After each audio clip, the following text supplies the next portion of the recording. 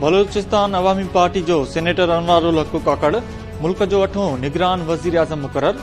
वजीर आजम शहबाज शरीफ opposition leader विच में मुलाकात बाद सेनेटर अनवारुल हक काकड़ के नाले जो ऐलान किया वियो। वजीर आजम शहबाज शरीफ ऐं अपोजिशन लीडर राजा रियाज़ पारां गडियल तौर उमाड़ियल समरी ते सदर भी सही करे छड़ी। अनवारुल हक काकड़ 2018 में BAP जी टिकट ते सेनेटर चूंडियो हो। अनवारुल हक काकड़ के निगरान वजीर आजम जो प्रोटोकॉल भी मिली वियो। ऐवान सदर में हलफ बर्दारी जूं बे तैयारियूं।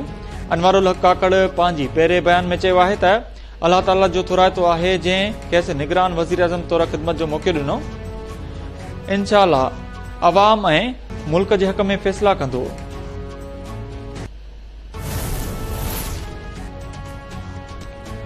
ॼाण न हुई त निगरान वजीर आजम लाइ अनवारुल हक काकड़ जो नालो ईंदो। निगरान वजीर आजम जो नालो जितां बि आयो आहे असांखे बहितरी जी उम्मीद रखणु घुर्जे। बहितर हुजे हा त निगरान वजीर आजम कंहिं ॿिए खे चूंडियो वञे हा। पीपल्स पार्टी अॻुवाण ख़ुर्शीद शाह चयो आहे त अनवारुल हक काकड़ शफ़ाफ़ चूंडू कराइण में कामयाब थियो त खेसि यादि रखियो ईंदो। निगरान वजीर आजम लाइ पीपल्स पार्टी सलीम अब्बास, जलील अब्बास, मोहम्मद मालिक ऐं अफजल खान जा नाला ॾिना हुआ। निगरान हुकूमत जा अख़्तियार वधाइण वारे बिल बादी चूंडुनि में देर जा ख़दशा हुआ।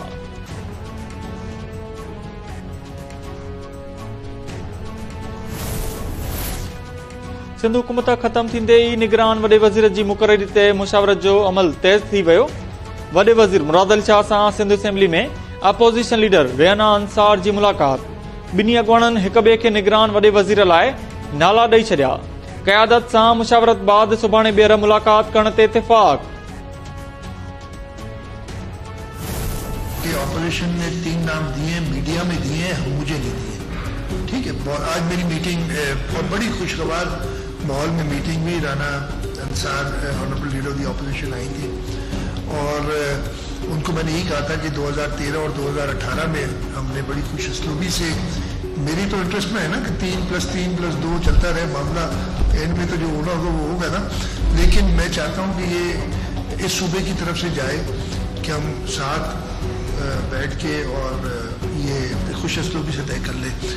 3 नाम उन्होंने मुझे नहीं, कोई नाम नहीं दिया। कोई भी नाम 1 या 2 या 3 या 4 या 5 या 8 नहीं है। कल हमारी दोबारा मुलाकात है आफ्टरनून में इंशाल्लाह। हो सकता है उस वक्त कुछ नाम डिस्कस हों, ठीक है जी, वो मुत्तफिका नाम हम लाने में कामयाब हो जाएं। उम्मीद आहे त सिंध में निगरान वॾे वज़ीर जी मुक़ररी वारो मामलो इत्तफ़ाक़ राय सां हल थी वेंदो। अपोजिशन लीडर सां मुलाक़ात खुशगवार मूड में थी आहे। सुभाणे बि कुझु नालनि ते गौर थींदो। वॾे वज़ीर मुराद अली शाह चयो आहे त इलेक्शन कमीशन वटि चूंडुनि लाइ 90 ॾींहं आहिनि। मुक़रर वक़्त अंदरि चूंडू थियणु घुर्जनि। पीपल्स पार्टी ईंदड़ इलेक्शन में कराची समेत समूरी सिंध में सभ खां वॾी पार्टी तौर साम्हूं ईंदी। बिलावल भुट्टो ज़रदारी कराची जे सीटुनि ते ई मुल्क जो वज़ीर आज़म बणिजंदो।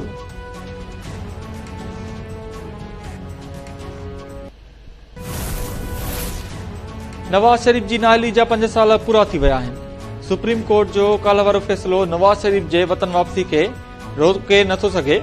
वज़ीर आज़म शहबाज शरीफ चयो आहे त कॾहिं बि एस्टेब्लिशमेंट सां लाॻापन जी तरदीद नाहे कई। 30 सालनि खां फ़ौज जे अखियुनि जो तारो आहियां। असांजो वोट खे इज़त ॾियण वारो नारो अॼु बि मौजूदु आहे। पंहिंजे वोट बैंक मुतासिर कयो पर 16 महीननि जी हुकूमत में मुल्क खे डिफॉल्ट थियण खां बचायो। मुल्क में टैक्स सुधारनि जी ज़रूरत आहे। समूरनि तबक़नि खे टैक्स ॾियणो पवंदो।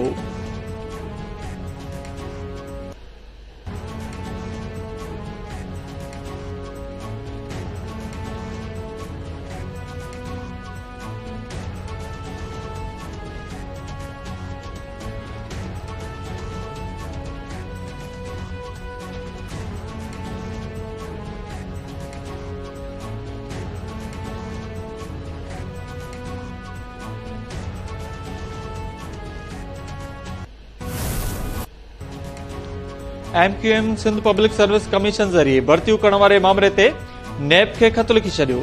जांच कराइण जो मुतालबो। मुस्तफ़ा कमाल चयो आहे त सिंध हुकूमत आख़िरी ॾींहं में हज़ारे नौकरियूं गैर क़ानूनी तरीक़े सां ॾियण जी कोशिश कई।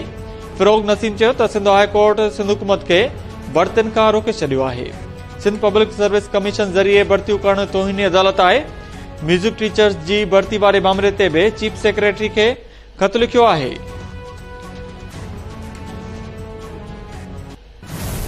हमने बहुत कुछ किया है सूबे में, एक चीज हमसे रह गई थी और उसकी वजह थी नौकरियां देना मेरिट पे लोगों को। उसकी वजह ये थी, पहले कोविड आया, हमारी माली हालात खराब। 2020 के फ्लड से जब हम निकले तो हमने नौकरियां वगैरह एडवर्टाइज की, उस जमाने आपको याद होगा। फिर जी वो लोकल गवर्नमेंट इलेक्शन आ गए और ईसीपी ने पाबंदियां लगा दी कि जी इलेक्शन के दौरान आप नौकरियां नहीं दे सकते। ताज्जुब फैलाने के लिए जो काम कर रहे हैं ना, बहुत ही नामुनासिब है और ये इनको सोचना चाहिए कि अभी वो जमाने गए। रिश्वत लेने वाले पे, ये नौकरी पे अल्लाह की लानत। उनसे पूछ लीजिएगा कि उनके एमपी ने कितनी रिश्वत दी थी, जिनके रिश्तेदार खुद ही हुए हैं मेरिट पे। नौकरियुनि लाइ रिश्वत वठण वारनि ते अल्लाह जी लानत हुजे। इल्ज़ाम लगाईंदड़ ॿुधाइनि त उन्हनि जी एमपीएस केतिरी रिश्वत वरिती। वॾे वज़ीर मुराद अली शाह जो सिंध में नौकरियुनि ते पाबंदी लॻाइण वारे अदालती फ़ैसिले ते एहतिजाज। कराची में प्रेस कॉन्फ्रेंस कंदे वॾे वज़ीर चयो त सूबे में सभु कम कया पर रोज़गार ॾियणु रहिजी वियो।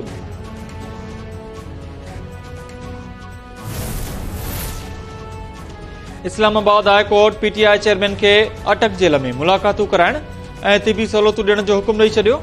अदालत जेल अमलदारनि खां पीटीआई चेयरमैन खे अटक जेल में रखण जा सबब बि मालूम करे वरिता। पीटीआई चेयरमैन खे घर जो खाधो ॾियण या न ॾियण बाबति ईंदड़ ॿुधणी ते मौन तलब।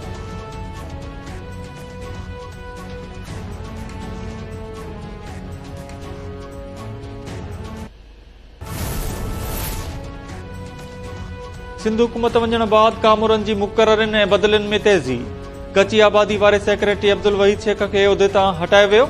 कची आबादी वारे डायरेक्टर जनरल मोहम्मद नदीम खे बि सेक्रेटरी जे उहिदे वारी वाधू चार्ज ॾिनी वई। सिहत खाते जे सेक्रेटरी ज़ुल्फ़कार अली शाह खे बि उहिदे तां हटायो वियो। नोटिफिकेशन जारी। पोस्टिंग जे इंतज़ार में वेठल 20 ग्रेड जे ऑफिसर सुहेल कुरैशी खे नओं सेक्रेटरी मुक़रर कयो वियो। लोकल गवर्नमेंट बोर्ड जे सेक्रेटरी ज़मीर अब्बासी खे बि उहिदे तां हटायो वियो। एसएसपी क्यामाड़ी फिदा हुसैन जावरी खे बि उहिदे तां हटायो वियो। एसएसपी फैज़ान खे लॻायो वियो। न्यू सईदाबाद ऐं ठारूशाह वेझो झेड़नि जे धारदार वाक़िअनि में 3 ॼणा क़तल। मदे जी भरिसां तकरार दौरान ज़ख़्मी थियल नौजवान बि फ़ौत थी वियो।